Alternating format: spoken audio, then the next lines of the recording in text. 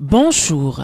La politique occupe la une de presque tous les quotidiens de ce matin, avec particulièrement l'exclusion de Moustapha Diakhaté de l'APR. La Tribune s'intéresse justement à ce sujet et barre à sa une que Macky sabre Moustapha Diakhaté. Moustapha Diakhaté crée Manko Taxawu Sunu APR, Macky et compagnie Manko Dakoko renchérit sur ce A. L'évidence nous rapporte comment le maire a vendu la mèche. D'après nos confrères, Abdoulaye Diagne a indiqué lors du conseil de discipline que exclure Moustapha Diakhaté, c'est libérer le président Macky Sall et l'APR. Nous apprennent nos confrères du journal L'Évidence, qui nous font part également du clin d'œil à Mary Teuw Niane. C'est une farce, s'exclame Moustapha Diakhaté dans les colonnes du journal Enquête après son exclusion de l'APR. Ce dernier n'est plus membre de l'APR pour agissement et propos séditieux, fractionnistes et récurrents. Le responsable botte en touche et donne rendez-vous ce jeudi d'après nos confrères, selon qui ce dernier prépare la publication du manifeste et des textes fondateurs de son mouvement Manko Taxawu Sunu APR. Moustapha Diakhaté parle de farce à la une du journal Les Échos, qui ne lui fait ni chaud ni froid d'après ce responsable politique. Il lui est reproché des agissements et propos séditieux, fractionnistes et récurrents. Moustapha Diakhaté révèle que le texte fondateur du mouvement sera publié sous peu. Mbaye Ndiaye, membre de la commission discipline, dit n'être pas au courant de l'exclusion au moment où Salihou Keita s'oppose catégoriquement à cette décision. Ya Moustapha devient le démon, titre pour sa part Rewmi Quotidien, qui revient également dans sa parution du jour sur l'exclusion de l'APR. Le journal du groupe Promo Consulting donne ainsi la parole à Moustapha Diakhaté, qui indique dans ce journal que c'est une provocation. N'a-t-il pas obtenu ce qu'il voulait, s'interroge également Direct News, qui révèle que Moustapha Diakhaté s'est fait remarquer par des positions de défiance très affirmées vis-à-vis du président. Marème Faye Sall, agacée par les sorties au vitriol récurrentes de l'ex-parlementaire, je suis à l'APR et j'y reste.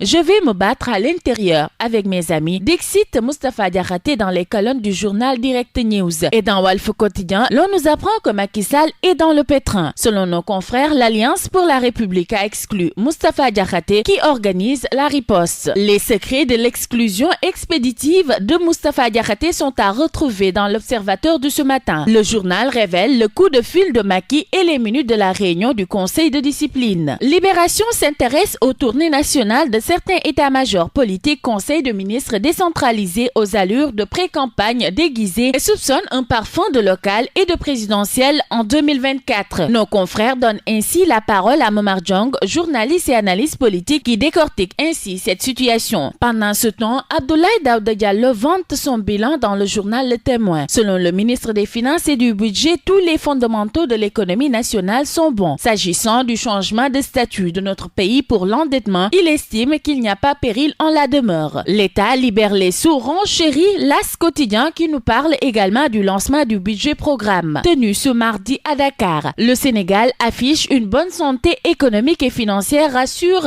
Abdoulaye Daouda Diallo dans les colonnes de Libération, qui nous parle également de l'affaire Adama Bictogo et compagnie, virée officiellement de Diamniadio. 30 milliards pour une université fantôme, révèle pour sa part Libération, qui revient sur le pourquoi l'État doit saisir le juge et faire ouvrir une information judiciaire. Rewmi Quotidien s'intéresse également à l'actualité judiciaire, notamment au meurtre de Fatoumata Mactar Ndiaye, et nous apprend que Samba Sow a été condamné à perpétuité. Selon nos confrères, la famille de la défunte est insatisfaite et le parti civil jubile. Pendant ce temps, le juge venge Fatoumata Mactar Ndiaye, note pour sa part Source A, qui revient également sur Samba Ardo Dia Sow, qui a été condamné aux travaux forcés à perpétuité. Retour dans le journal L'Observateur, qui nous propose également un entretien avec Mbayang Camara. Les révélations de la dame qui a hué Macky Sall à Londres sont à retrouver dans l'Observateur de ce matin. Nos confrères reviennent ainsi sur comment ils ont réussi à infiltrer la salle. Ils l'ont un peu malmenée et jetée à la rue. Révèle ainsi cette militante dans les colonnes du journal L'Observateur, qui nous rapporte également une enquête sur le kidnapping de Kër Mbaye Fall. La section de recherche confisque les téléphones de Koumbakan, nous apprennent nos confrères du journal L'Observateur. Restons dans ce même journal pour parler cette fois-ci sport avec le mondial de football 2029. Le tirage au sort des groupes zones d'Afrique, la poule du Sénégal révèle les souvenirs de la génération 2002. Le Sénégal est dans une poule facile, note pour sa part Source A qui rapporte également le tirage au sort des éliminatoires de la Coupe du Monde 2022. Retour dans Source A pour parler cette fois-ci du contentieux avec un fonctionnaire international gambien. Wally Seck est condamné à payer 11 millions de francs CFA, révèlent nos confrères du journal Les Échos. Tout est parti selon nos confrères d'un achat de villa à Nord-Foire qui a mal tourné. Le juge demande ainsi, d'après nos confrères, une exécution provisoire. À vos journaux et bonne lecture à tous.